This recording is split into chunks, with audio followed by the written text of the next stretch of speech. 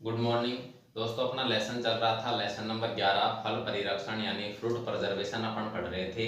उसमें अपन ने part number 7 पढ़ चुके थे। अपन आज अपना जो पार्ट चलेगा वो चलेगा पार्ट नंबर 8। पार्ट नंबर 7 में यानी कि पिछली क्लास के अंदर अपन ने पढ़ा था जैम के बारे में। जैम क्या होता है, जैम बनाने की विधि क्या है, उसकी परिभाषा और उसके जो महत्वपूर्ण जो बिंदु थे सभी के बारे में अपन ने डिटेल से पढ़ लिया था। 2 क्लासों में अपन ने जैम को कंप्लीट कर लिया था। इसके बाद में जो अगला टॉपिक आता है फल परिरक्षण में वो आता है अवलेह। वो आता है दोस्तों अवलेह। और अवलेह का दूसरा नाम है जेली। अवलेह को कहते हैं दोस्तों जेली। अवलेह यानी जेली, ये अपना दूसरा इसमें नेक्स्ट जो टॉपिक है जैम के बाद में वो आता है। वेरी इंपॉर्टेंट ये टॉपिक है, बार बार ये क्वेश्चन आने की संभावनाएं रहती हैं। 3 नंबर का ये क्वेश्चन हर प्रत्येक 3 वर्ष में पूछा गया क्वेश्चन है, तो ये क्वेश्चन बहुत इंपॉर्टेंट है। तो देखिए दोस्तों, जेली क्या होता है, इसकी जो सामान्य जानकारी है उसके बारे में अपन पढ़ लेते हैं। इसकी परिभाषा क्या होती है, इसके जो मोस्ट जो बिंदु हैं उनको अपन थोड़ा सा ध्यानपूर्वक देखते हैं। तो देखिए, जेली या अवलेह क्या होता है। ये जो पदार्थ होता है ये तरल पेय पदार्थ होता है। तरल है लेकिन कैसा है, अर्ध तरल।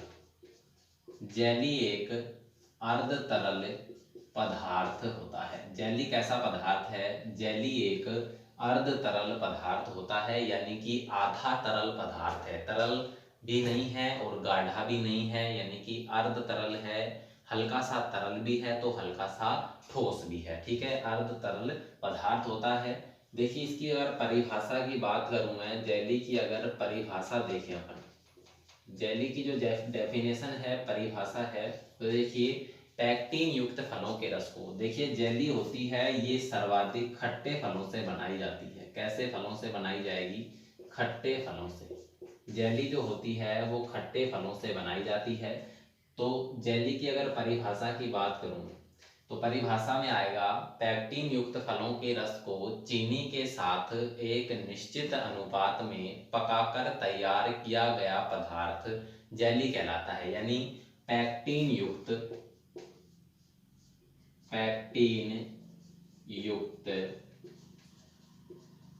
फलों के रस को पैक्टीन युक्त फलों के रस को चीनी के साथ पैक्टीन युक्त फलों के रस को चीनी के साथ एक निश्चित अनुपात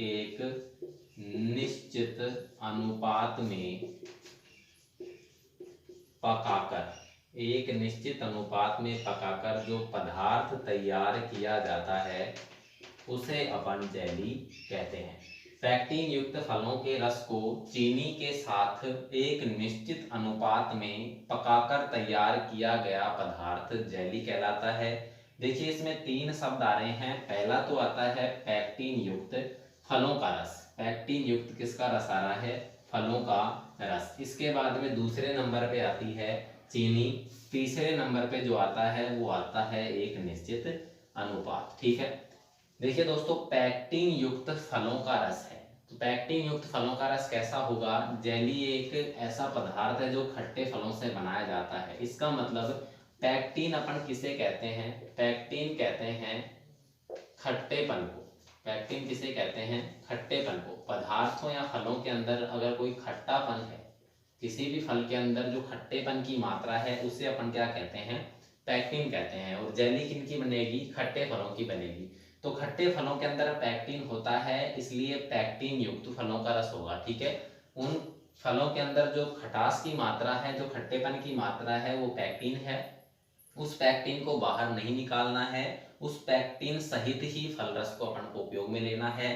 तो पैक्टीन युक्त फलों का रस, ठीक है, समझ में आ रही होगी अब आप ये लाइन आपको। यानी कि पैक्टीन फलों के अंदर होती है, उसे अपन कहते हैं खट्टापन। खट्टेपन को पैक्टीन कहते हैं।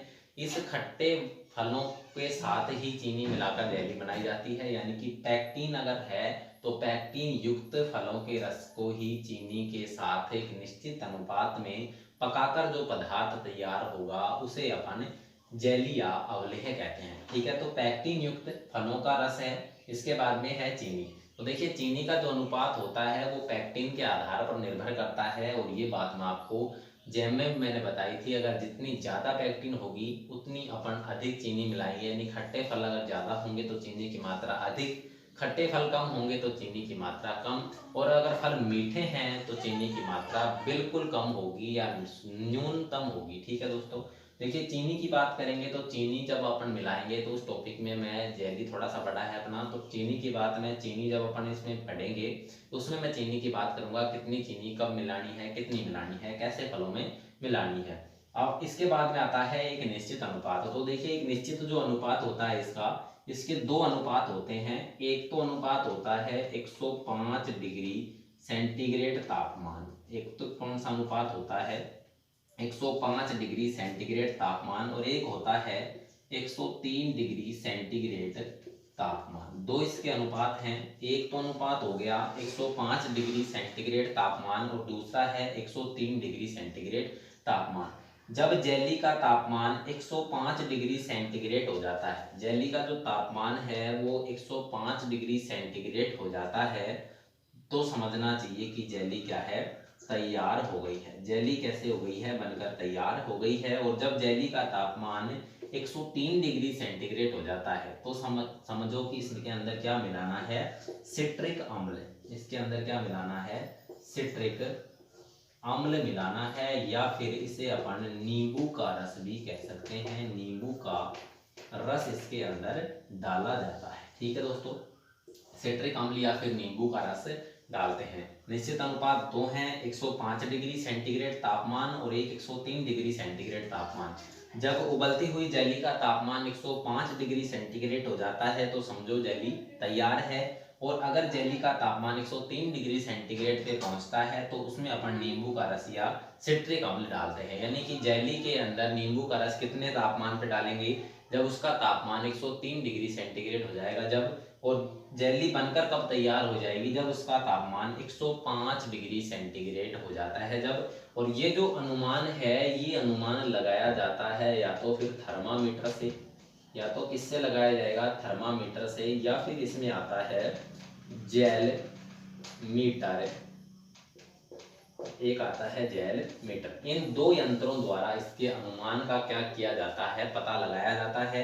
थर्मामीटर तापमान नापने का काम करता है, जेल मीटर होता है ये भी जेली के अंदर पैक्टिन और इसके अलावा तापमान नापने का काम करता है। ये जो पैक्टिन की मात्रा है ये भी क्या नापता है, जेल मीटर ही नापता है। जेल मीटर क्या करता है, पैक्टिन की मात्रा को भी नापने का काम करता है। ठीक है, अब देखिए दोस्तों, इसकी जेली की अगर परिभाषा की बात करूं मैं, तो पैक्टिन युक्त फलों के रस को चीनी के साथ एक निश्चित अनुपात में पकाकर तैयार किया गया पदार्थ जेली कहलाता है।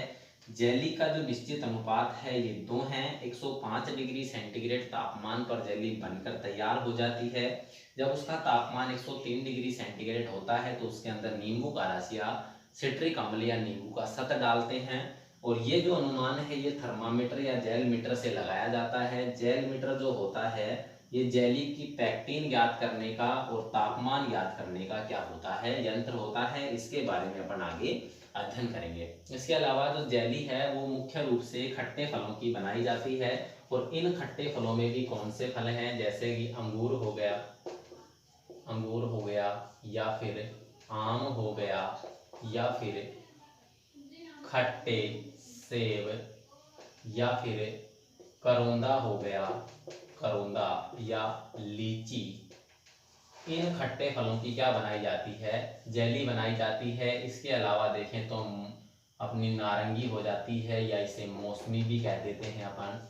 यानी कि जेली मुख्य रूप से कौन से फलों की बनेगी, जिन फलों के अंदर खट्टेपन की मात्रा ज़्यादा होगी, यानी खटास की मात्रा ज़्यादा होगी। तो समझो कि किसकी मात्रा ज़्यादा होगी, पैक्टिन की मात्रा ज़्यादा होगी, क्योंकि पैक्टिन क्या है, खट्टापन है। ठीक है, खट्टे फलों की मुख्य रूप से जेली बनती है। तो मुख्य रूप से खट्टे फल अंगूर, आम, खट्टे सेब, करौंदा, लीची, नारंगी आदि फलों की बनाई जाती है। जेली एक अर्ध तरल पदार्थ होता है, या इसे अर्ध ठोस पदार्थ भी कह सकते हैं। जेली जो होता है अर्ध तरल या अर्ध ठोस पदार्थ होता है। जेली कैसा पदार्थ है? अर्ध तरल या अर्ध ठोस पदार्थ होता है। जेली के अंदर कुल घुलनशील ठोस पदार्थ की मैं बात करूं, जेली के अंदर अगर कुल घुलनशील ठोस पदार्थ की बात करूं, कुल घुलनशील ठोस पदार्थ, कुल घुलनशील ठोस पदार्थ, इसे अपन शॉर्ट रूप में TSS के नाम से जाना जाता है और इसे कहते हैं total suspended solid. Total suspended solid ये इसमें होता है 65%। जेली के अंदर जो टोटल सस्पेंडेड सॉलिड की मात्रा होती है ये दोस्तों 65% होती है। इसके अंदर अगर TSS की मात्रा की बात करूं तो ये 65% होती है दोस्तों। ये वेरी इंपॉर्टेंट अपना ध्यान रखने का बिंदु है। जेली के अंदर कुल घुलनशील ठोस पदार्थ की मात्रा 65% होती है। जैम के अंदर कुल घुलनशील ठोस पदार्थ की मात्रा 68% आई थी। देखिए 65% अगर इसमें घुलनशील ठोस पदार्थ की मात्रा है तो 50% में क्या हो जाता है? अर्ध ठोस हो जाता है, ठीक है। लेकिन जब 65% होगा तो ये पूर्ण रूप से ठोस नहीं हो सकता और ना ही ठोस के ज़्यादा करीब पहुंचता है, क्योंकि 75% यहाँ आता है तो ठोस के ज़्यादा करीब पहुंच जाता है। लेकिन ये किसके पास है? अर्ध ठोस के पास है। तो जेली लगभग अर्ध तरल या अर्ध ठोस पदार्थ होता है, क्योंकि इसमें कुल घुलनशील ठोस पदार्थ की मात्रा 65% होती है। जेली मुख्य रूप से खट्टे फलों की बनाई जाती है, जैसे अंगूर, आम, खट्टे सेब, करौंदा, लीची, नारंगी। जेली के अंदर जो इसकी परिभाषा है वो पैक्टिन युक्त फलों के रस को चीनी के साथ एक निश्चित अनुपात में पकाकर तैयार किया गया पदार्थ जेली कहलाता है। जेली के दो बिंदु हैं इंपॉर्टेंट। 103 डिग्री जब उसका तापमान हो जाता है तो उसमें नींबू का रस डालते हैं और 105 डिग्री जब उसका तापमान हो जाता है तो जेली बनकर तैयार हो जाती है। सिट्रिक अम्ल वही डालेंगे 1.5 ग्राम प्रति किलोग्राम फल रस के हिसाब से डालेंगे। जैसे जैम में 1.5 ग्राम प्रति किलोग्राम गूदे के हिसाब से अपन डाला था अपन ने, तो इसमें सिट्रिक अम्ल 1.5 ग्राम प्रति किलोग्राम फल रस के हिसाब से अपन डालते हैं। इसके अलावा जो पैक्टिन की मात्रा का ज्ञात करना होता है वो जेलीमीटर परीक्षण का काम है। तापमान का काम थर्मामीटर और जेलीमीटर दोनों है, ठीक है। इसके बारे में आगे अपन एक एक टॉपिक इसमें पढ़ेंगे। इसके अलावा शायद 2 क्लासों में जेली अपनी कंप्लीट होगी, क्योंकि जेली थोड़ी सी क्या है, बड़ी है, ठीक है। तो इसकी जो इम्पोर्टेंट जो बातें थी, जो इसकी जो जनरल जो जानकारियां थी, जो वेरी इंपॉर्टेंट जो बिंदु थे उसमें मैंने बता दिए हैं। आप इसको थोड़ा सा एक बार ध्यान से देख लेना।